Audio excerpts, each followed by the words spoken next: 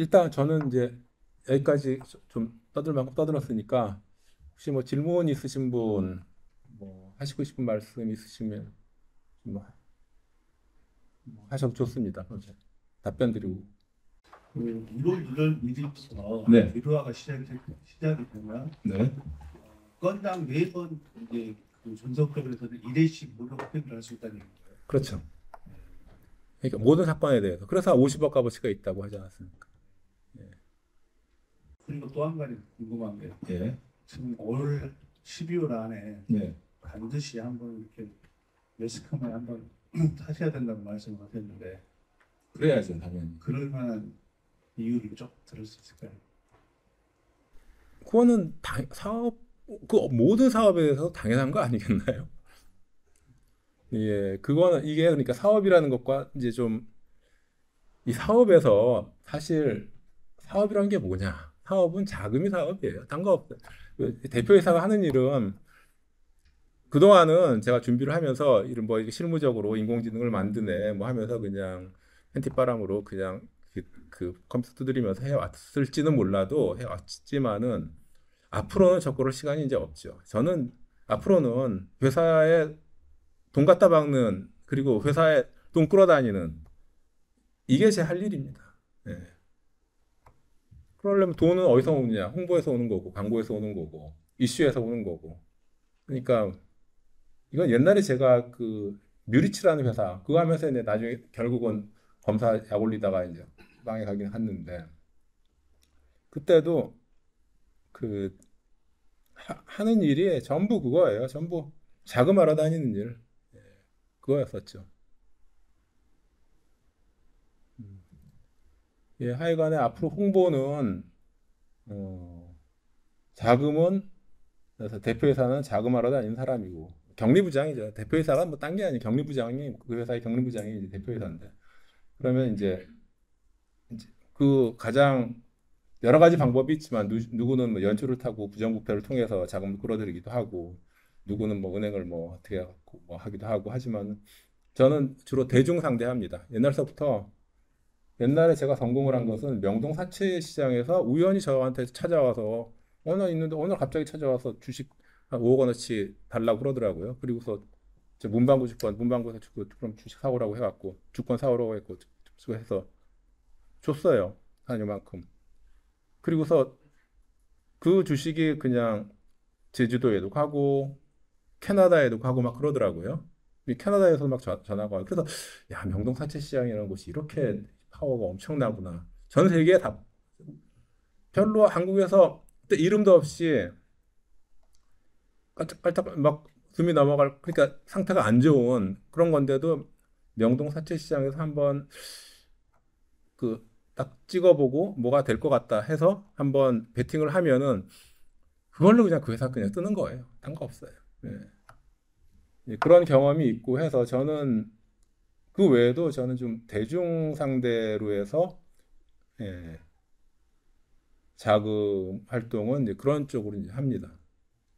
그런 쪽으로 많이 하고 그래서 이제 홍보 활동 많이 하고 누구는 뭐 뭐 정치권이라든지 뭐 저기 뭐 금융 쪽으로 뭐 로비해서 뭐 하는지 몰라도 저는 아직까지 은행 돈 이런 한 푼 빌려본 적이 없어요. 남의 주식 사본 적 없고 내 그냥 회사 만들어서 회사 주식 발행해서 이제 그 그러니까 유통 시장은 한 번도 해본 적이 없고 오로지 발행 시장 그리고 은행 돈 한 번도 이런 한 푼 은행 돈 빌려본 적이 없고 가봐야 빌려주지도 않고 예. 그러니까 힘들 때는 그렇죠. 그러니까 이미 이미 나중에 일이 잘 되잖아요. 그러면은 또 은행 갈 필요가 없어요. 은행 돈 빌릴 일이 없으니까. 그때는 또 이제 뭐 어디 예금하라 뭐 자주 그러는데 저는 그냥 그때 한 60억 있던 거 보통 예금 통장에 놓고서 그냥 그 통장 하나에 카드 하나 있고 가서 술집에서 술 먹고 카드 긁고 그러면은 60억에서 59억 9,950만 원으로 이렇게 줄어들고 뭐 매번 한 번씩 먹을 때마다 뭐 줄어들 그런 식으로 저는 그러니까 은행이라든지 이런 제도권 저는 그리고요. 예.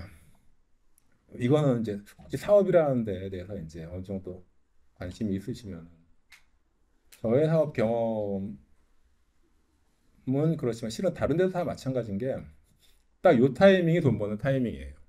이미 상장을 하잖아요. 이미 코스닥 상장을 했다. 그때서부터는 특별히 또 하나의 혁신이 없는 이상, 창조가 없는 이상은 거기서 끝나요. 사실 코스닥까지 상장하는 거기까지가 사실 하나의 거대한 혁신이고 그 과정에서 돈을 버는 거지. 일단 상장하고 나면은 그 다음부터는 그냥 뭐 근데 저는 이제 뭐 주식 투자 그러는데 그거는 뭐 연동금리 은행금리도 있잖아요. 연동금리 같은 거. 주식 투자도 뭐 사실 제가 보기에는 그 예금에 지나지 않고 그런 제도권 주식 시장은 요 시기에서 돈을 벌지요. 몇십억, 몇백억, 아니 몇천억, 뭐 천억, 뭐 이런 정도까지. 근데 이 시기가 지나고 나서 이제 상장이 되죠. 그럼 사실 저는 그런 회사에 이제 별로 필요가 없어요. 이제 그때서부터는 그 전문 경영인 해야지. 거기서 또 난리치고 법석치고 하면은 오히려 회사가 망조가 되니까 그때서부터 안정적으로 나가야죠. 아니면 특별히 그 혁신적인 어떤 모멘텀이 여러 가지 그 공간이 그 여지가 남아 있다면은 이제 그렇게 이제 하지만은 AI 옵션은 그래서 여기 지금 출석하신 분들도 제가 좀 출석하시라고 큰 소리를 좀 협박까지도 할 수 있는 이유가 뭐냐면 이 타이밍이 제일 그 핫한 타이밍이기 때문에 가장 혁신이 많이 일어나고 돈과 관련된 부분, 가성비 좋은 어디 가서 뭐 기웃하고 저희 가서 기웃하고 할 바에야 기웃기웃하기는 지금 이 자리가 가장 좋은 곳이라는 그런 의미도 좀 있습니다. 그래서 이제 오시라고 한 것이기도 하고 또 질문하실 분 계시면 네, 예, 반갑습니다. 저는 경기도 수원에서 왔습니다. 네, 대경 중개법인 대표인데요. 네, 그 대표님의 그 동영상도 몇 편 보고 있는데 제가 드리고 싶은 말씀은 우리 대표님 같은 경우는 뭐 AI 쪽에 좀 전문가시고 그런 쪽에 전문가인데 이 경매라는 거는 그 부동산에 상당히 그 노하우가 있어야 되고 부동산 중개를 떠나서 상당히 높은 게 이제 경매인데 그 오늘 말씀하시고 저번에도 강의를 들으면서 이분이 부동산을 모르는 분이네 이렇게 제가 생각을 하고 그 왔는데 제가 여기 온 이유가 뭐냐면은 기존의 경매 사이트는 그냥 조회하고 그 본인이 판단했는데 이 AI GPT는 보니까는 그 한 단계 넘어서 이 AI 무오류 권리 분석이 판단을 해주고 어느 정도 판단을 할 수 있게 해주는 시스템이라고 선생님이 말씀하셨거든요. 네, 근데 오늘 제가 말씀을 들어보니까 우리 대표님께서는 부동산을 많이 모르시는 것 같더라고요. 그런 가운데 AI만 기계를 가지고 GPT 가지고 부동산을 엮으면은 이 변호사들도 이 경매를 몰라요, 솔직히. 예, 저는 실무 업무를 많이 본 사람이기 때문에 예, 그 간극을 어떻게 해결하실 건지. 그러면은 현장하고 CEO하고는 상당한 그 리스크가 발생하거든요. 제가 이제 제가 그 부분에 대해서 자랑을 안 해갖고 그런 거, 제가 그걸 좀 자랑을 했어야 되는데 20년 전에 제가 경매할 때는 제가 처음부터 시작한 게 경매였거든요. 제가 그냥 자랑으로 들으세요. 저 개인적으로 서울 법대 출신이고 어 그리고 경매판에서 한 20년 했어요. 그러니까 20년 전만 해도 제가 대한민국 경매판에서는 저 따라올 사람이 없었어요. 부동산 뭐 어떤 부동산 범위까지는 못 가도 경매에 관한 하는 제가 대한민국 그때만 지금은 이제 좀 실력 있는 분들 많이 생겼지만은 그때만 해도 저 따라올 사람이 없었어요. 그래서 제가 경매를 엄청 잘 알아요. 변호사들이 경매 몰라요. 변호사들은 이 경매 전문 변호사 예를 들어서 이제 지지옥션 보면은 거기 뭐 대표가 강 누구 밑에 보면 뭐 강민 변호사인가 뭐 거기 나오더라고요. 그런 변호사들이나 이제 경매를 좀 잘하고 자기 이제 업이니까 경매 잘하는 변호사 지금까지 제가 직접 뭐 있긴 있겠지만 제가 직접 본 사람은 두 사람밖에 없어요.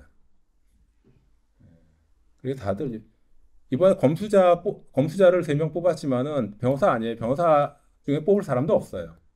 예를 들어 윤경, 윤흥수 이 경매 안 돼요. 그분마저도 이 실무 경력이 없기 때문에 실무에서 돼야 되는데 실무 경력이 없고 그냥 법만 보고서 이제 서류만 갖고서 물론 물론 이제 내용 일반 또 이렇게 일장일단이 있죠. 그런 분들은 상당히 그 K엔진 경매 쪽은 아무래도 그분들이 쓴 책을 가지고서 이제 많이 기초를 이제 삼고 그러는데 뭐 일장일단이 있죠. 그런데 어쨌든 간에 부동산에 대해서 그리고 또 뭐냐면 이런 게 있어요. 그러니까 그럼에도 불구하고 제가 이제 특히 그 권리 분석 쪽은 뭐 국내 최고였다고 한때는 하지만은 물건 분석은 제가 약하거든요. 물건 분석이 사실 경매 두 개 큰 축이 권리 분석과 물건 분석이잖아요. 그런데 물건 분석은 여기 없습니다. 보셨겠지만은 전부 법률적인 측면만 이제 파고 들어가고 물건 분석은 제가 모르는 분야이기 때문에 제가 뭐 해봐야 그냥 겉핥기로 한 부분이기 때문에 없습니다. 그래도 또 권리 분석은 그 자체 고객은 또 어차피 있으니까 그리고 뭐 클릭 안 할 수는 없으니까 내일 뭐 평균 물건 가격이 전국 경매사가 3억 원이라고 하더라고요. 3억 원짜리 낙찰을 받는데 아무리 뭐 옆에서 뭐 다 하고 또 변호사가 옆에 있고 해도 하다못해 뭐 전문가가 옆에 있어도 이거 클릭을 안 할 수는 없는 이거 뭐 안 할 이유가 없잖아요. 일부러 뭐 한번 클릭하면 해보는 거.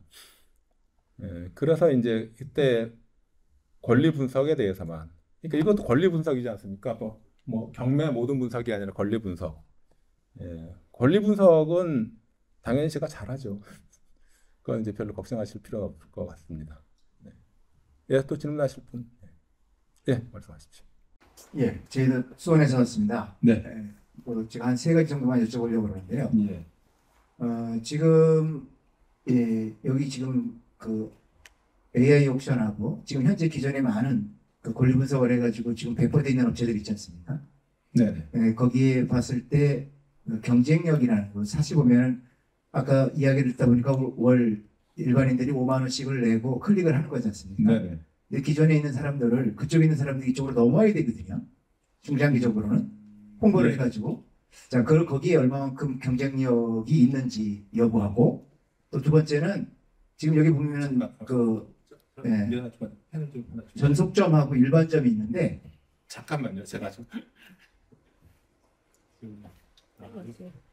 답변 그냥 좀 적어주시고 감사합니다. 첫 번째 거 다시 말씀드릴까요? 정리되셨죠? 첫 번째는 기존의 지지용단은 어떻게 경쟁할 거냐? 이제 대부분 보면은 경매하시는 분들이 하시는 분들이 하시거든요. 예. 클릭을 하시는 분들도 그렇고. 예. 그러니까 그분들을 이쪽으로 끌어들일 수 있는 물론 이제 대대적으로 이제 홍보를 하신다고 했는데 그분들이 넘어올 수 있는 획기적인 게 뭐가 있어야 그분들이 넘어올 것이고 저희도 뭐 경매를 수도 없이 합니다만 일반적인 자료는 기본적으로 나오는 자료를 우리가 보고 본인이 판단하고 뭐 권리 분석도 해보고 뭐 물건 분석은 여기는 아니라고 그러니까 물건 분석에 당연히 인장을 가봐서 본인들이 할 일들이고요. 그랬을 때 어느 정도 획기적인 게 있는지 하고 그다음에 아까 말씀하신 것 중에 잠깐만요. 예. 어느 정도 뭐가 그냥 확 눈에 들어왔을 때 이게 포인트가 이러니까 그 사람들이 이쪽으로 넘어올 수 있는 뭐가 확실하다. 1번 질문이십니까? 예, 1번 질문은 그거였습니다. 1번 질문은 기존에 쓰고 있는 거와 지금 다시 바뀌는 지금 우리가 AI 옥션하고의 그냥 예를 들어 한두 가지라도 뭔가 확 차이가 났을 때 일반인들이 넘어올 수가 있지 않습니까? 그거하고 두 번째는 그 전속점하고 일반점하고의 구체적인 차이. 그리고 또 세 번째는 뭐냐면은 우리 대표님께서 지금 뭐 코스닥이든 코넥스든 상장을 생각하고 계시는데 그랬을 때 만약에 전속점이나 일반점이나 무슨 거기에 혜택이라든지 옵션이라든지 이런 것이 있는지 여부. 거기에 대해서 한번 여쭤보고 싶었습니다. 개인적인 생각입니다. 일단 이제 지지옥션가 뭐 그냥 다른 업체들 그럼 대표적으로 지지옥션이니까 저희 지지옥션과 경쟁할 생각은 별로 없고요. 거기는 거기대로의 그거 이제 데이터 제공이고 권리 분석, 문장형으로 저렇게 판단 제공은 아직까지는 아니니까. 그리고 이제 기존에 하던 사람이 한다고 하는데 지지옥션이라든지 뭐 굿옥션, 고옥션은 예, 그리고 뭐 이런 데는 사실 어디 누구에 의해서 컸느냐 하면은 경매 컨설턴트들에 의해서 큰 업체들이거든요. 이게 일반 고객들이 뭐 그거 보지 않거든요. 뭐 조금 보는 사람 뭐 있는지 몰라도. 근데 이 경매 컨설턴트 시장인데 저희 그 AI 옥션은 컨설턴트 시장이 아니라 그냥 다이렉트로 낙찰자, 입찰자 시장입니다. 입찰자, 그러니까 예를 들어서 그런 경우 지지 옥션에서 자 이제 컨설턴트 누가 이제 해서 이제 내일 낙찰을 받으려고 할 때 이제 우리가 홍보가 돼 있다는 전제하에서 이제 말씀드리면 그 저기 뭐 AI 옥션에서는 뭐 인공지능 그 권리 분석이 있다는데요. 뭐 하면은 아 그거 뭐 이거 안 보셔도 됩니다. 저기 이거는 제가 말씀드린 대로 정도 하고 그 뭐 돈 낭비할 필요 없습니다. 라고 한다고 해도 아니 내일 3억짜리 낙찰 받으러 가면서 그 5만 원짜리 낙찰을 그걸 클릭을 안 할까? 저는 그래서 기존의 그 이 시장이 경매 시장은 경매 정보 시장은 실은 소비자 시장이 아니라 최종 소비자 시장이 아니라 경매 컨설턴트 시장이었는데 그래서 시장 규모가 작아요. 시장 규모가 진짜 지지옥션 저기 그 단기 순이익 보면은 100억도 안 되더라고요. 그런데 이제 이 시장을 이제 아무래도 이제 좀 특히 이 AI 옥션이 이게 K 엔진에 나오면 그때 이제 아실 겁니다. 그때 느끼게 되실 건데 임대차 보호법이 한번 나오면은 그러면은 그때는 이제 크게 이슈가 되고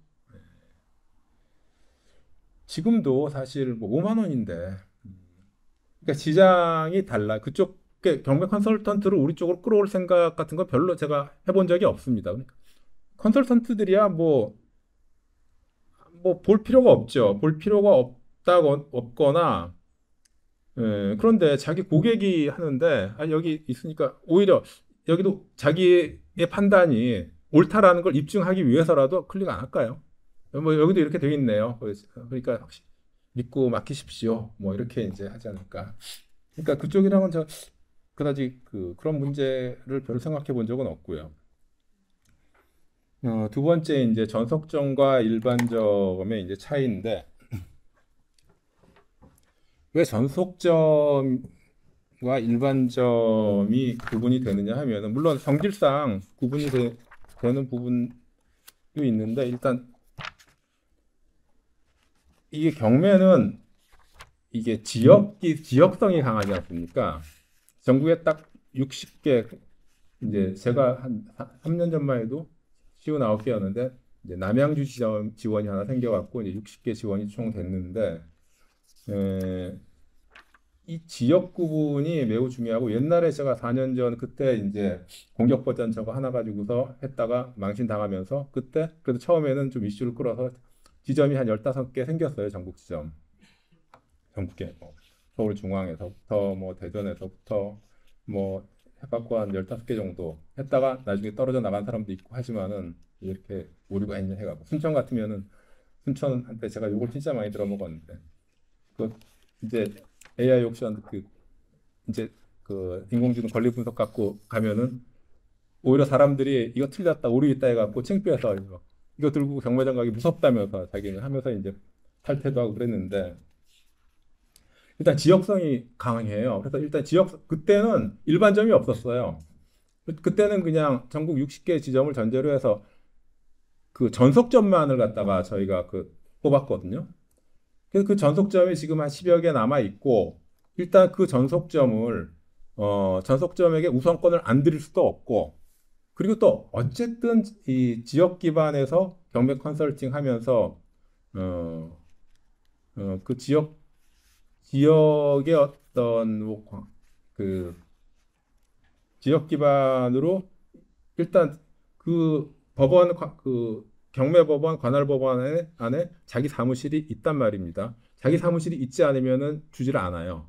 반드시 그 관할 법원 내에 자기 사무실이 있어야만 그 지점을 이제 해드렸고 이번에도 마찬가지예요. 이번에도 주소를 보고서 전속점을 그 사무실 주소를 전제로 해서 전속점 지원자는 그 사업자 등록번호를 요구했죠. 사무실 주소와 그래서 거기서 이제 여러 가지 홍보 활동이라든지 다양한 그러니까 경매 이 컨설팅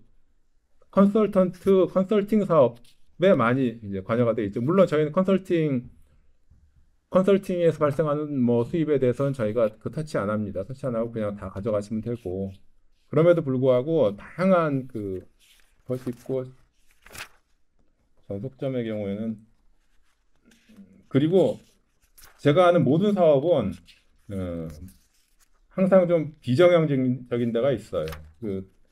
아직까지 모든 것이 완성된 상태에서 이제 일을 시작하는 것이 아니라 일단 어느 정도 이제 해서 이거 좀 해야 되겠다. 결국은 하겠다 싶으면 그냥 그때 바로 저질러 버리거든요. 그리고 이제 저지르고 수습하는 방식으로 저는 이제 사업을 해 나가는 사람인데 전속점의 경우에는 사실 그 전속점에 대해서 어떤 그 구체적으로 뭘 어떻게 정한 것은 사실 그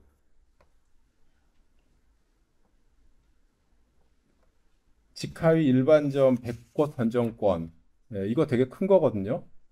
왜 그걸 드리느냐 하면은 전속점이니까 그 지역 개발 이거는 그냥 심심풀이로 하는 게 아니라 생업으로 하는 거기 때문에 그리고 생업으로 한다면은 그래도 본격적으로 해야 되고 그 관할 법원이 바로 옆에 있고 적어도 그 관할 구역 내에 사무실이 있고 그래서 이제 100곳이라는 것이 이게 말이 100곳이지 엄청난 거거든요. 이게 사실 딴 거 안 해도 이 100곳만 관리 잘하면은 그 수입이 더 클 거예요. 일반점 자기 하나가 50%인데 이건 25%. 그러니까 그냥 직하위 2개만 하면은 그냥 일반점 하나 한 거나 마찬가지니까. 그리고 이제 전속점에 대해서는 이제 방금 또 아까도 얘기했지만은 전속점에 제가 지금 그 변호사 지정권을 드릴까 하는 이런 생각을 좀 하거든요. 변호사 지금 처음에는 어떨는지 몰라도 AI 옵션이 공격 버전, 방어 버전 맨 밑에 자기 변호사의 이름과 전화번호가 들어간다는 것은 상당히 큰 메리트를 가지거든요. 그래서 이제 이 지정권을 누구에게 드리냐? 변호사도 역시 그 지역성이 강하기 때문에 결국은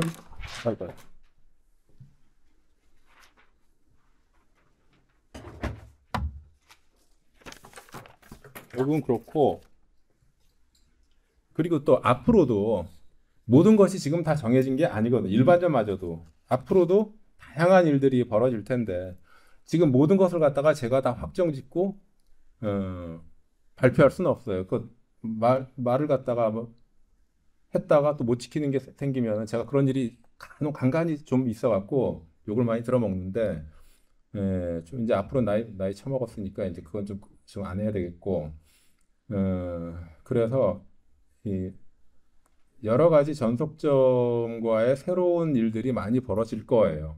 제가 전속점은 중요할 수밖에 없어요. 그거는 기본이니까 관할법원이라는 경매가 이제 온라인으로 바뀌지 않는 이상은 전국 온라인으로 바뀌지 않는 이상은 이 전속점 그리고 온라인으로 바뀌기가 곤란한 게 또 제 친구 중 하나가 그 온라인 그 중앙대 로스쿨 교수가 있어요. 전병사라고 그 친구가 경매도 온라인으로 바꿔야 한다. 저기 온비드처럼 공매처럼. 근데 그렇게 한번 신문에 저기 기사를 한번 냈다가 온라인에 저기 요즘 다 신문 온라인이지만 한번 자기 의견을 올렸다가 무지막지한 욕을 들어먹었어요. 그 법원 집행관들, 법원 경매 쪽 한 집행관들한테. 그래갖고 쏙 들어갔는데 적어도 앞으로 10년 내로 경매가 그 온라인화 되기는 힘들어 보여요. 옛날에 저기 차 공유 뭐 쏙한가 뭔가 뭐더라 저기 택시 뭐 그것도 이제 문제가 됐듯이 어쨌든 경매는 지역성이 너무 강하고, 예. 그래서 앞으로도 지역성 바탕으로 여러 가지 많은 일들이 벌어질 거고, 적어도 회사가 잘 나간다면, 그러면은 일반점보다도 전속점에 새로 생길 일들이 많을 거예요. 그런 걸 갖다 미리 전속점을 이렇게 딱 어느 정도 정해두지 않으면은 그때마다 즉흥적으로 누구에겐 이렇게 주고 누구에겐 저렇게 주고 이런 식으로 하면 기준이 없어져서, 그러니까 사실 저도 이제 그런 생각은 좀 그런 느낌은 있었어요. 이게 전속점에 대해서 느낌이 저야 확실하지만 저야 뭐 이것은 매우 중요하고 전속점은 어쨌든 하다못해 아무 메뉴 없이라도 전속점을 이게 구분해서 해야 되거든요. 그렇게 시작을 해야 돼요. 제 입장에서는. 왜냐하면 앞으로 모든 것을 그 기준으로 해서 뭘 새롭게 하는 것도 전속점에게 어떻게 이제 다 이렇게 분배를 하고 할당을 하고 이렇게 이제 할 거니까. 근데 지금 현재로서는 사실 아주 뚜렷하지는 않아요. 아주 뚜렷하지는 않지만은 그래도 과거 이제 4년 전에 전속점은 어땠느냐면은 그때 우리가 아예 그 무오류 저희 권리 분석 저걸 갖다가 아예 카탈로그를 만들어서 그 사건에 그날 그 경매장에 그 사건들에 대해서 카탈로그를 만들어서 모든 사건에 대해서 이 권리 분석 결과를 출력을 해서 상당히 그때 그 하루에 저희 회사에서 나가는 출력량이 엄청났어요. 매일마다 그 우체국 가서 전국으로 뿌려주고 했는데 차에 싣고 다녔어요. 차에 싣고서 우체국 가서 막 그래 우체국 사람들이 엄청 싫어하죠. 그 정도로 해서 이제 경매장에 뿌려주고 그때는 이제 그 일이 매우 상당히 중요한 일이었고 그러면서 이제 어느 정도 집안도 넓혀갔지만 동시에 그로 인해서 욕도 많이 들어먹었고 경매장에서 제일 이 사람들이 이제 경매장에 나온 고객들은 또 컨설턴트들은 그 사건에 대해서 아주 바삭하게 알고 있잖아요. 근데 보면 이거 오류가 있잖아. 거기서 다 들통 와버렸어요, 제가. 그래갖고 그때 그냥 그것 때문에 그랬는데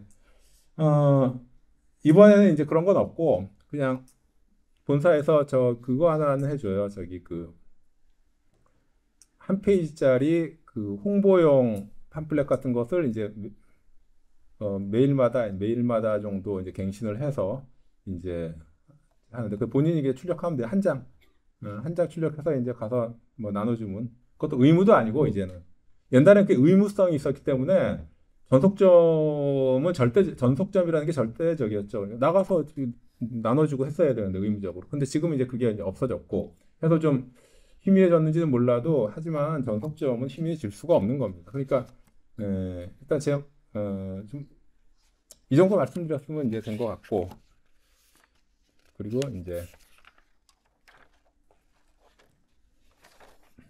당장을 하게 되면 혜택이 뭐냐? 이것도 방금 얘기하듯이 비슷한 건데